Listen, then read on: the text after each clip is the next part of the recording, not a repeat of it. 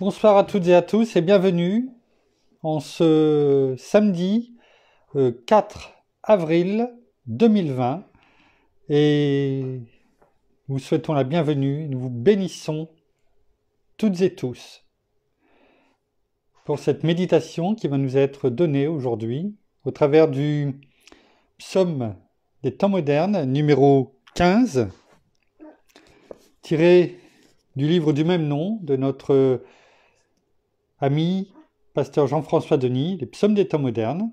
Et sans plus tarder, nous allons commencer. Ah, merci. On s'équipe. Et le psaume aujourd'hui s'intitule « Je t'ai cherché et je t'ai trouvé ». Je t'ai trouvé car je t'ai cherché.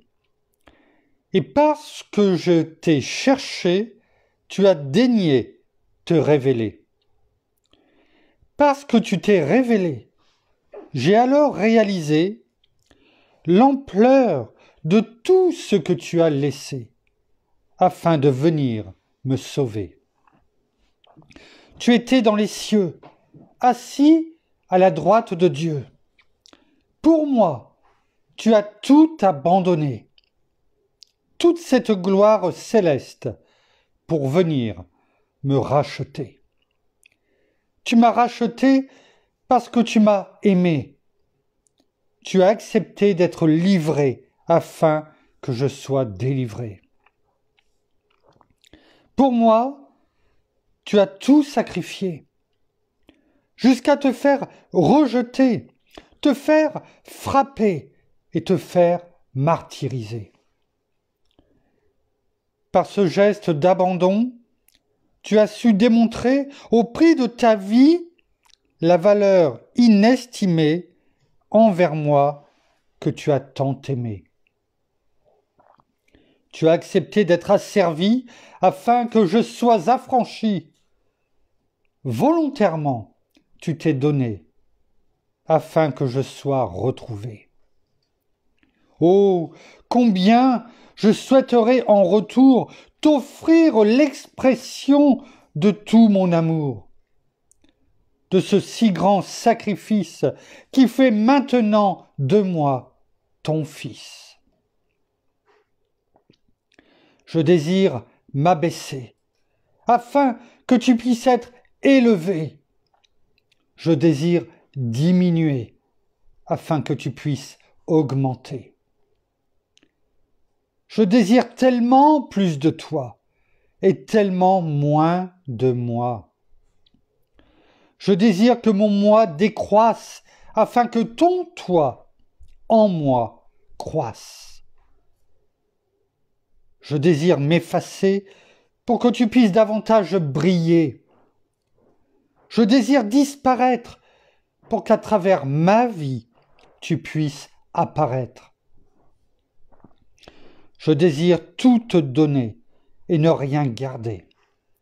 Parce que pour moi, tu t'es livré. Et c'est pourquoi je désire tout t'abandonner. Mes récompenses, je ne les veux pas sur cette terre. La seule chose qui m'importe, c'est que tu sois fier. Car tout ce que ma main trouve à faire, elle le fait dans le but de te plaire. Je suis passionné de toi, Jésus. Merci Seigneur. Merci Père. Merci bien-aimé Saint-Esprit pour cette magnifique louange dressée à toi Père, à toi Seigneur, qui a tout accompli pour nous.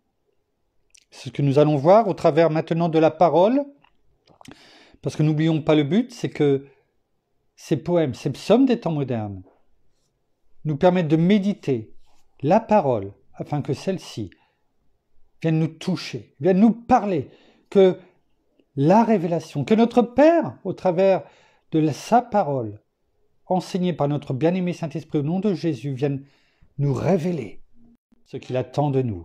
Alors, tout d'abord, la première référence, il y en a deux, celle de Jérémie 29, 13, et nous verrons ensuite Proverbes 8, 17, qui sont les références qui ont été données à pasteur Jean-François lorsqu'il a écrit ce psaume des temps modernes numéro 15. Alors, voyons ensemble ce que nous dit la parole, ce qu'elle veut nous enseigner. Donc tout d'abord, Jérémie 29, au verset 13. Que nous dit-elle? Il est écrit « Vous me chercherez, et vous me trouverez, car vous me chercherez de tout votre cœur. » Alors, au travers de ce verset, un verset court pourtant, mais combien rempli de promesses. Et nous savons que toute promesse faite par notre Père s'accomplit. C'est une promesse, elle nous est donnée. Elle est esprit et vérité. Elle est oui et amen. Et elle est claire. Vous me chercherez et vous me trouverez, car vous me chercherez de tout votre cœur. Au travers de ce verset, il est simple de comprendre comment on va trouver notre Père, comment on va trouver le cœur de Dieu, le cœur de notre Seigneur. Comment on va pouvoir, comme on l'avait déjà dit il y a quelques mois, je me rappelle c'était quand on était à Bagnères de Bigorre, qu'on avait fait une méditation un soir, sur chrétien ou disciple. Je m'en rappelle encore. Et j'avais dit que le but que nous devons rechercher, en tout cas que je recherche et que nous devons toutes et tous rechercher, c'est d'être comme Jean, avoir l'oreille sur le cœur de Dieu, sur le cœur de notre Seigneur Jésus, afin de pouvoir entendre ses battements, les battements de son cœur. Mais pour cela, il ne faut pas être parmi la foule. Il faut chercher avec ardeur à se rapprocher de notre Seigneur, de la parole, afin que la parole, qui est vivante comme notre Seigneur, touche notre cœur, afin que nous crions « Abba, Père !»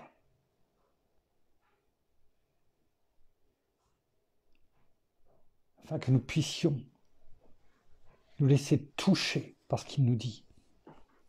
Parce que plus nous serons touchés par la parole, par ce qu'il fait en nous, et ce qu'il veut faire en nous, plus nous nous abandonnerons à lui. Donc il faut le rechercher avec ardeur. Quand on veut quelque chose, eh bien on fait les choses pour y arriver dans le jeu. Quand vous voulez quelque chose vraiment, je ne sais pas ce que ça peut être, qu'importe, chacun a une vision de ce qu'il veut vraiment. Bien, vous faites tout pour l'avoir. Vous faites tout pour y arriver, pour vous y approcher. Ça peut prendre du temps, mais vous y arrivez parce que vous mettez vous faites tout et vous mettez tout en place pour y arriver. Est-ce que nous faisons la même chose pour chercher notre Seigneur, notre Père, pour qu'au travers de sa parole, il se révèle à nous, pour que nous puissions dire « Merci, merci Père, parce que je t'ai cherché. » Oui. Que nous t'avons trouvé. Je t'ai trouvé. Parce que tu le dis. Alors, que dis-tu également dans Proverbes 8, 17 ? Dans Proverbes 8, 17, tu nous dis « Moi, j'aime ceux qui m'aiment et ceux qui me recherchent me trouvent. »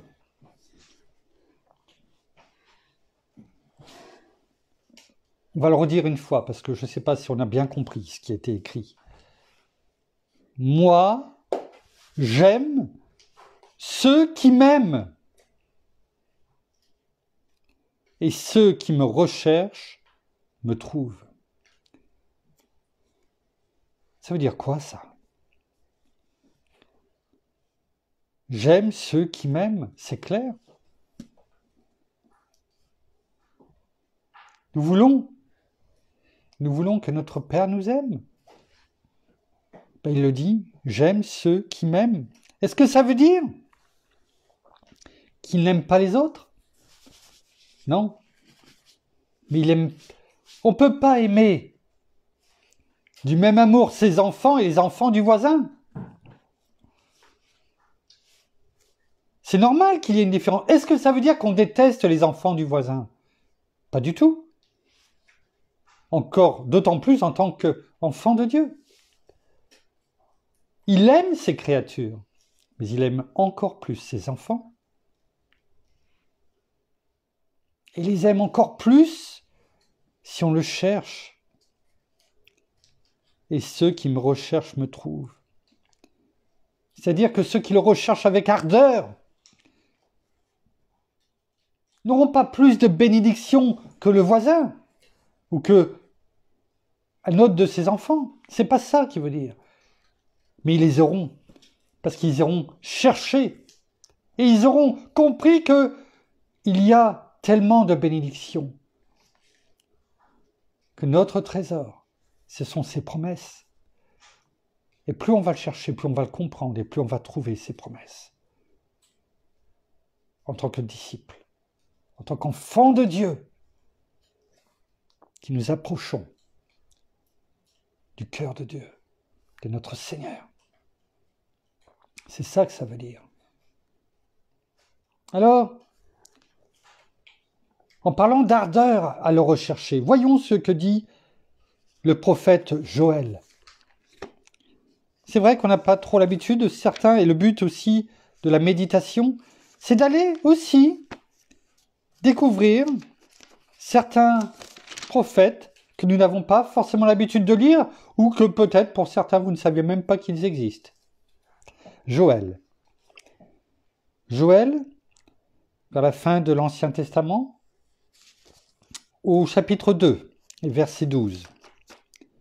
Que nous dit-il? Maintenant encore, oracle de l'Éternel, revenez à moi de tout votre cœur avec des jeûnes, avec des pleurs et des lamentations.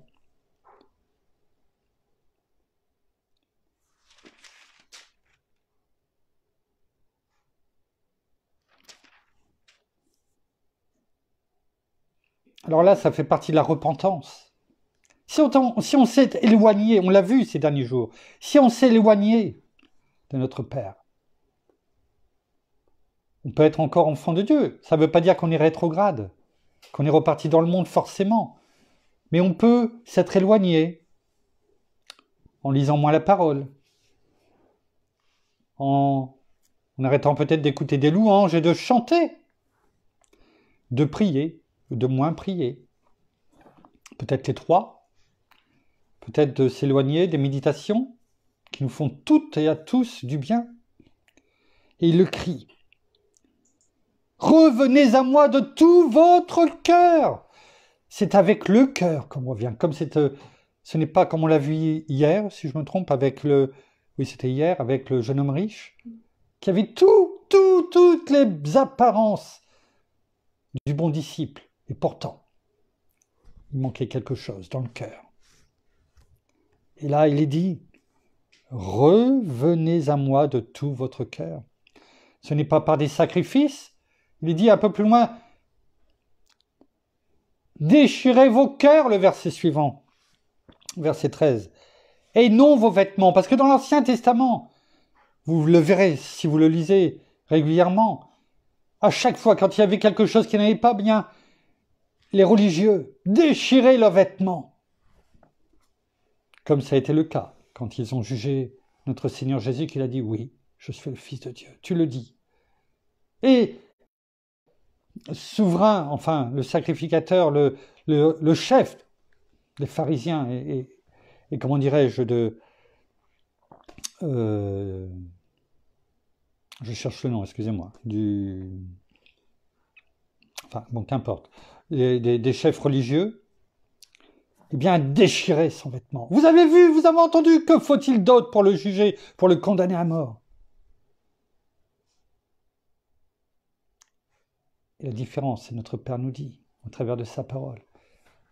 Déchirez vos cœurs et non vos vêtements. Ne soyez pas comme ceux qui sont religieux. Mais déchirez vos cœurs. Aimez-moi de tout votre cœur. C'était le chef du Sanhédrin. Ouais. Maintenant, voyons ce qui est dit dans Marc 11. Marc 11, au verset 24. C'est pourquoi je vous dis, tout ce que vous demanderez en priant, croyez que vous l'avez reçu et cela vous sera accordé. Si on comprend bien ce verset, comment peut-on demander en priant et être sûr que nous l'avons reçu et que cela nous a été accordé parce que nous avons prié avec le cœur et non pas avec notre intelligence, avec notre propre raisonnement, comme hier, avec le raisonnement du jeune homme riche.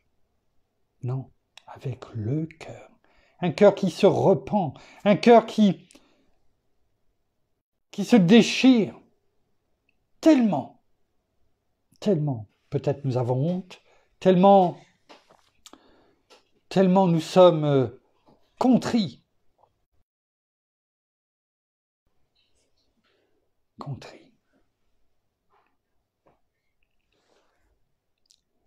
Dans Luc 11, au verset 9, Luc 11, au verset 9, il est écrit « Et moi je vous dis, et c'est notre Seigneur qui parle, notre Seigneur Jésus, et moi je vous dis, demandez et l'on vous donnera, cherchez et vous trouverez, frappez et l'on vous ouvrira. » On retrouve la concordance aussi en Matthieu 7, au verset 7. Notre Seigneur lui-même nous le dit. Demandez et l'on vous donnera, cherchez, vous trouverez, frappez et l'on vous ouvrira. Et le verset suivant, car quiconque demande reçoit, celui qui cherche trouve, à celui qui frappe, on ouvrira. Mais on le recevra, on trouvera, comme il a été dit au début, parce qu'on le cherche avec le cœur. C'est pourquoi on voit beaucoup, malheureusement, de personnes religieuses qui prient et qui ne reçoivent pas. Ça ne dépasse pas, comme on l'a déjà bien souvent dit, le plafond de leur pièce, de la pièce où ils prient. Gardons-nous, Père, garde-nous de cela. Garde-nous. Garde-nous, bien-aimé Saint-Esprit. Allons voir maintenant un autre petit prophète. Enfin, petit prophète, c'est ce qui est les classes entre les grands prophètes et les petits prophètes. Et là, nous revenons, juste avant Joël, à Osée. Osée, chapitre 10, verset 12. Il est écrit « Et vous, semez pour la justice, moissonnez dans la loyauté, défrichez-vous un champ nouveau. Il est temps de chercher l'Éternel, jusqu'à ce qu'il vienne et répande pour vous la justice. »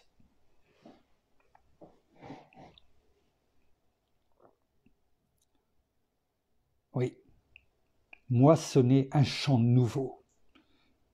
Que notre cœur soit moissonné avec les graines de la parole. afin que ce qui va pousser soit du bon blé et non pas de l'ivraie.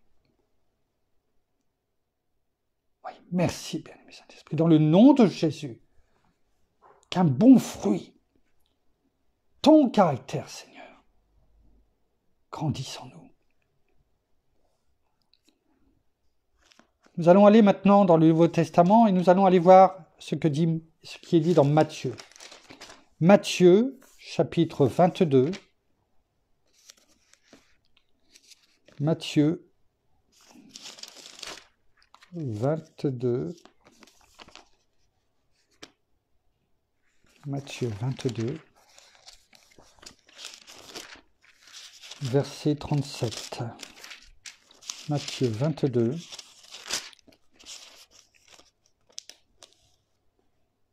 Verset 37. Il est écrit: Tu aimeras le Seigneur ton Dieu.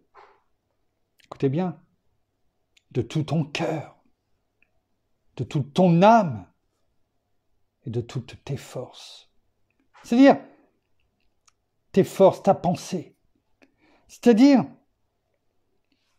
de ton être tout entier, intérieurement, extérieurement, tout ton être.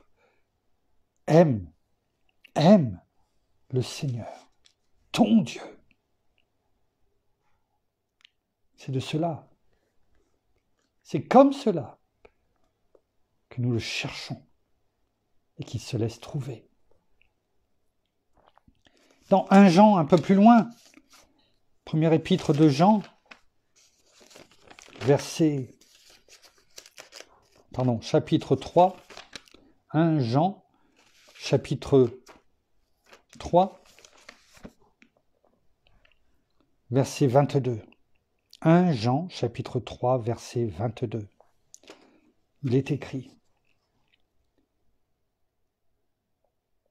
Quoi que ce soit que nous demandions, nous le recevons de lui parce que nous gardons ses commandements et que nous faisons ce qui lui est agréable. C'est important. Il est important ce verset, comme toute lettre de toute façon de la parole. Mais il nous donne la démarche. Il nous donne la démarche, la procédure, le manuel. Nous le recevons de lui parce que nous gardons ses commandements. Nous gardons ses commandements et que nous faisons ce qui lui est agréable, c'est-à-dire que nous mettons en pratique tout simplement ses commandements. C'est ça. Il nous donne la marche à suivre. Et cette marche à suivre, on la retrouve aussi dans Jean 14, qui est la suite en fait de ça. Si vous gardez mes commandements. On le trouve dans Jean 14, au verset 15 par exemple. Il est écrit: Si vous m'aimez, vous garderez mes commandements. Si vous m'aimez, vous garderez mes commandements. Et au verset 20, il est écrit, verset 20, 21, en ce jour-là, vous connaîtrez que moi, je suis en mon Père, et vous en moi, et moi en vous. Celui qui a mes commandements, c'est, et qui les garde, c'est celui qui m'aime. Il nous redit la procédure. Il nous redonne la procédure. Celui qui a mes commandements et qui les garde, c'est celui qui m'aime. Et la promesse qui est derrière, merveilleuse. Celui qui m'aime sera aimé de mon Père. Moi aussi, je l'aimerai et je me manifesterai à lui. Quelle belle promesse! Que nous la vivions à chaque instant de notre vie. Notre Seigneur, à côté de nous. Que dis-je? En nous, par notre bien-aimé Saint-Esprit. Notre Père, également dans sa présence. Voilà cette promesse merveilleuse. On le voit aussi au verset 23. Merveilleux aussi. Jésus, on l'a vu il y a un jour ou deux, Jésus qui dit, si quelqu'un m'aime, il gardera ma parole et mon Père l'aimera. Nous viendrons vers lui et nous ferons notre demeure chez lui. Merci. Merci.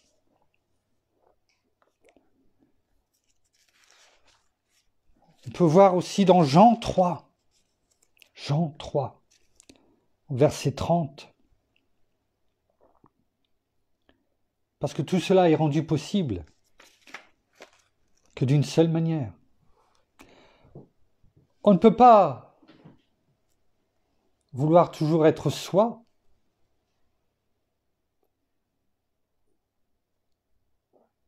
et recevoir tout ce que nous venons de dire. Pourquoi ? Parce que si nous restons pareils, si nous ne faisons pas un demi-tour, un 180 degrés, si nous ne nous détournons pas de nous-mêmes, de notre propre nature, nous serons toujours orgueilleux.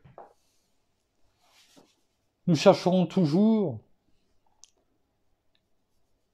à convoiter, comme on l'a pu voir hier.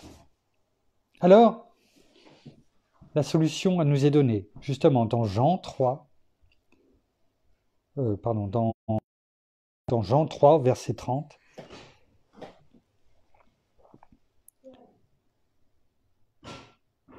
Il faut qu'il croisse et que je diminue.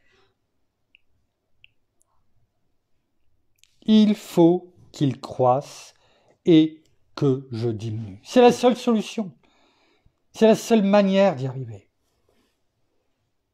Que notre Seigneur, que la parole révélée, que notre bien-aimé Saint-Esprit croisse en nous, prenne toute la place, non pas la place qui reste, la place disponible, non, toute la place. Viens prendre toute la place. Remplis ce vase de terre que nous sommes pour en faire un vase d'honneur pour toi. Toute la place. Que je diminue et que tu croisses. Dans 1 Jean 2, verset 28. Parce que c'est ça. C'est pour cela que nous voulons diminuer, afin qu'il, avec un grand I, grandisse en nous, croisse en nous. Pourquoi ? Parce que le jour où il reviendra, le jour où il va revenir, il est écrit au verset 28, dans 1 Jean 2, au verset 28, « Et maintenant, petits enfants, demeurez en lui, afin qu'au moment où il sera manifesté, c'est-à-dire qu'il reviendra dans sa gloire, nous ayons de l'assurance et qu'à son avènement, nous n'ayons pas honte devant lui. » Nous n'ayons pas honte devant lui. Et on va même continuer un petit peu les versets, jusqu'à 1 Jean 3, même le verset 29 et 1 Jean 3 jusqu'au verset 3. Si vous savez qu'il est juste, reconnaissez que quiconque pratique la justice est né de lui. Voyez, chapitre 3, versets 1 à 3. Voyez quel amour le Père nous a donné, puisque nous sommes appelés enfants de Dieu. Et nous le sommes. Voici pourquoi le monde ne nous connaît pas. C'est qu'il ne l'a pas connu. Bien-aimés, nous sommes maintenant enfants de Dieu, et ce que nous serons n'a pas encore été manifesté. Mais nous savons que lorsqu'il sera manifesté, nous serons semblables à lui. Quiconque a cette espérance en lui se purifie comme lui, le Seigneur est pur. comment pouvons-nous, si nous ne le laissons pas croître en nous, ne pas avoir honte quand il reviendra? Garde-nous de cela, bien-aimé Saint-Esprit. Conduis-nous toujours à diminuer, afin qu'il croisse en nous. Alors, rappelons-nous ce que nous avons dit ces derniers temps. Notre Seigneur était là dès avant la fondation du monde. Rappelez-vous, en Genèse 1, Dieu, Elohim, Dieu, nom masculin au pluriel, il était là. Il était là. Mettez-vous un petit peu à la place de notre Seigneur Jésus. Il avait toutes choses, tout ce que il était dans sa gloire. Il était Dieu. Il avait tout. Et pour nous, il s'est porté volontaire. Il s'est fait volontaire pour venir nous racheter. Il est dit dans la parole que quand Dieu a parcouru les cieux, l'univers, pour savoir qui il enverrait pour nous racheter, notre Seigneur Jésus a dit, moi. Il s'est porté volontaire pour nous. Alors, nous terminerons avec Ésaïe 53.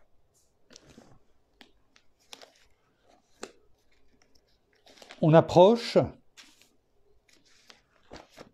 parce que c'est la semaine prochaine, du week-end de Pâques, de la semaine de Pâques. Là où on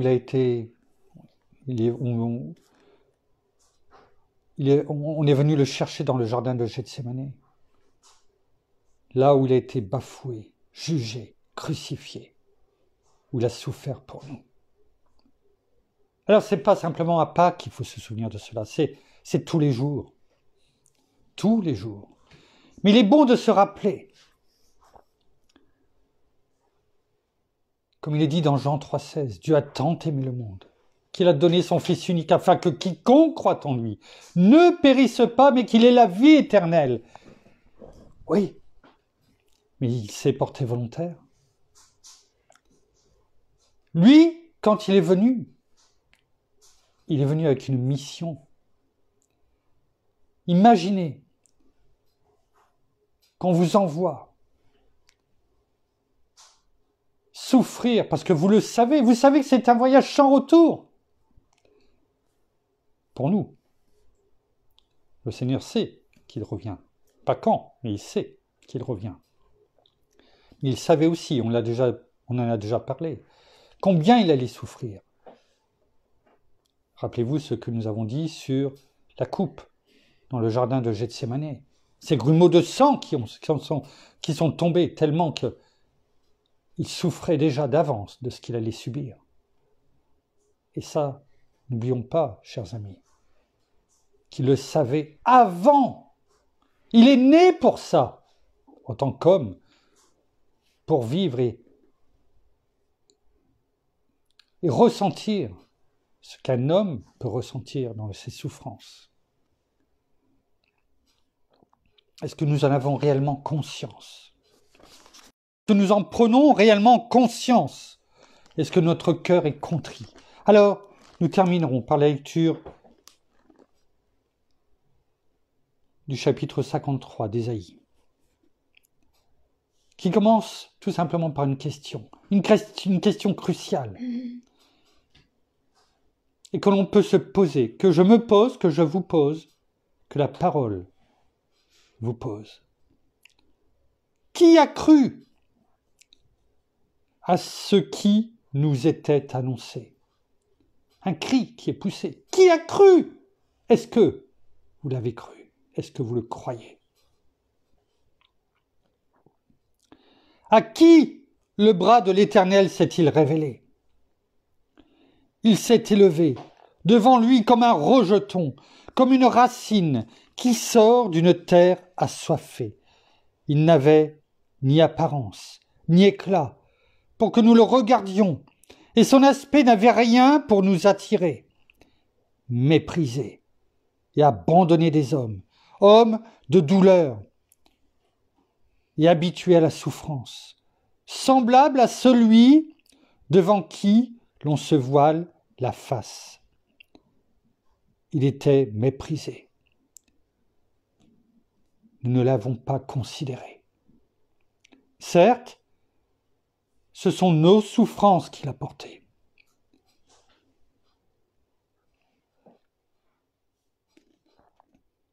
C'est de nos douleurs qu'il s'est chargé. Et nous l'avons considéré comme atteint d'une plaie, comme frappé par Dieu et humilié.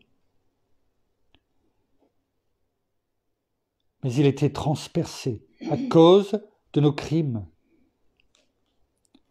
écrasé à cause de nos fautes.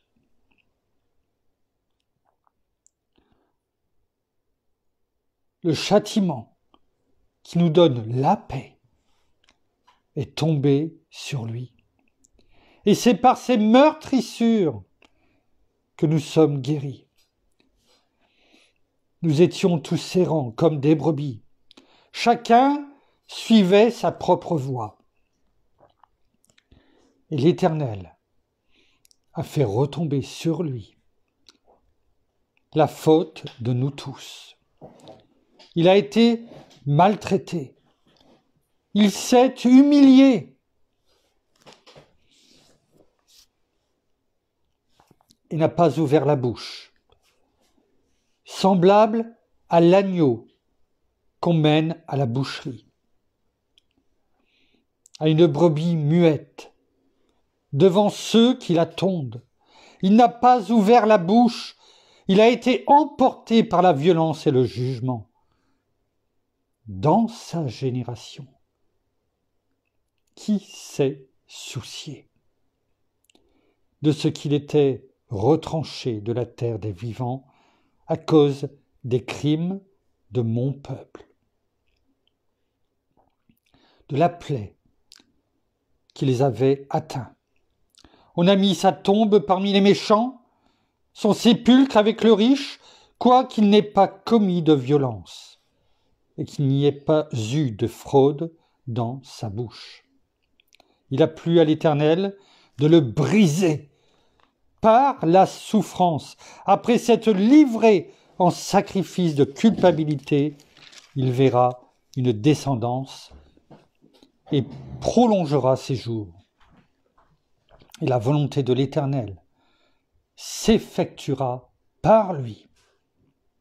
Après les tourments de son âme, il rassasiera ses regards par la connaissance qu'ils auront de lui, par la connaissance qu'ils auront de lui. Mon serviteur juste justifiera beaucoup d'hommes. Merci Seigneur. Et se chargera de leurs fautes. C'est pourquoi je lui donnerai beaucoup d'hommes en partage. Il partagera le butin avec les puissants, parce qu'il s'est livré lui-même à la mort et qu'il a été compté parmi les coupables, parce qu'il a porté le péché de beaucoup et qu'il a intercédé pour les coupables. Ces coupables que nous étions, que nous ne sommes plus aujourd'hui, parce que notre Seigneur a fait pour chacun d'entre nous. Nous terminerons par la prière. Merci. Merci, merci, bien-aimé Saint-Esprit.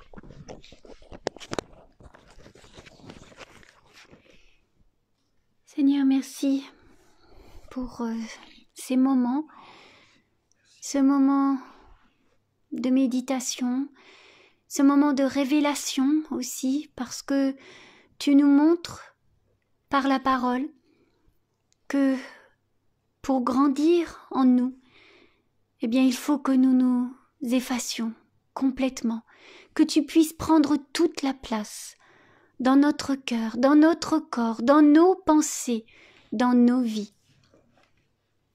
Oui, que tu puisses prendre toute la place. que nous lâchions prise de tout ce que nous connaissons dans nos vies actuelles. Oui, viens régner en nous, Seigneur. Règne en nous, prends toute la place, afin que nous nous effacions complètement et que nous te laissions régner en nous, afin que nous portions beaucoup de fruits, afin que nous soyons cette lumière que tu nous demandes d'être par le monde, dans notre vie de chaque jour. Alors oui, tu t'es sacrifié pour nous. Tu as été cloué sur la croix. Tu as enduré avant tant de choses, tant de dureté, tant de maltraitance. Tu as tout pris pour nous. Et de par là, tu as tout accompli. Tu nous as guéris, tu as tout pris sur la croix pour nous, afin que nous puissions être rachetés de nos péchés, de nos vies misérables, afin d'être dignes, d'être appelés les enfants de Dieu, afin d'être dignes, d'être appelés enfants de Dieu. Mais tu n'es plus mort, tu es vivant en nous, tu es vivant et nous attendons ton retour. Oui, nous voulons t'attendre. Nous ne savons pas quand, tu ne sais pas quand, seulement notre Père le sait. Oui, merci. Mais la seule chose que nous savons au jour d'aujourd'hui, c'est que tu es vivant par la parole, en nous, en chacun d'entre nous, et à chaque moment de nos vies. Et à chaque moment, nous voulons te rendre gloire, t'honorer, toi, notre majesté, notre roi, toi seul, mérite toute chose. Tu as reçu toute autorité. Tu es notre roi, notre sauveur. Alors merci pour tout ce que tu as fait, encore aujourd'hui. Que nous soyons vraiment dignes et que nous portions du fruit, ce fruit que tu veux que nous portions. Merci Seigneur. Sois béni dans le nom de Jésus. Amen.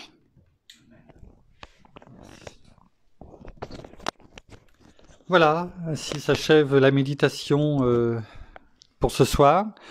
Nous vous donnons rendez-vous, alors non pas demain soir, mais demain matin, donc à 11h, où nous aurons des louanges, ça c'est sûr. Ensuite, on continuera pas dans le Notre Père parce que nous l'avons terminé dimanche dernier. Alors je vous dirai franchement, ce soir, je ne sais pas ce que je vais dire. Priez aussi pour moi, pour que notre bien-aimé Saint-Esprit se révèle, afin que toute chose puisse être conduite demain matin. En tout cas, nous ne sommes pas perdus. Ça, c'est garanti. En tout cas, nous louerons notre Seigneur, notre Père, notre bien-aimé Saint-Esprit au travers de nos bouches demain matin, à 11h. Nous vous ferons passer les louanges ce soir, ou une partie des louanges en tout cas. En tout cas, nous vous donnons rendez-vous demain à 11h. Nous verrons bien comment les choses seront conduites. Soyez bénis, soyez sages. Bonne soirée, bon appétit, bonne nuit. Et surtout, soyez bénis. Dans le nom de Jésus. Amen.